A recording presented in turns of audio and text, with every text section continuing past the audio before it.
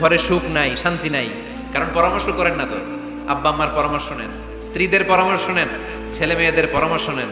গুরুত্বপূর্ণ সিদ্ধান্ত নেওয়ার আগে পরামর্শ করে সিদ্ধান্তগুলো নেওয়ার দরকার আছে না নাই? পরামর্শ করে ফ্যামিলি মিটিংয়ে যদি আমরা সিদ্ধান্ত নেই, ওই সিদ্ধান্তে বরকত দিবে কে? একটা শোকেস বানাবেন, ওখানে ইসলামী বইগুলো রাখবেন, ইসলামী সাহিত্যগুলো রাখবেন, তাফসিরগুলো রাখবেন, হাদিসের বইগুলো রাখবেন। একটা পারিবারিক পাঠাগারের দরকার আছে না নাই? কোরআনের প্রথম আয়াত হয়েছে পড়ো, বই কিনুন, বই পড়ুন, প্রিয়জনকে বই উপহার দিন। বই কিনে কেউ কোনোদিন দেউলিয়া হয় নাই। এই স্মার্টফোনের ভেতরে আল কোরআন নামে বাংলায় কোরআনের একটা অ্যাপস পাওয়া যায়। আজকে থেকে এই অ্যাপসটা ডাউনলোড করে প্রতিদিন 1 আয়াত 2 আয়াত 3 আয়াত করে পড়া শুরু করে দেন। বাঁচতে হলে পড়তে হবে, বাঁচতে হলে জানতে হবে। নারীদের কাছ থেকে পরামর্শ নেবেন। আল্লাহর হাবিব সাল্লাল্লাহু আলাইহি ওয়াসাল্লাম নারীদের পরামর্শ গুরুত্ব দিয়েছেন।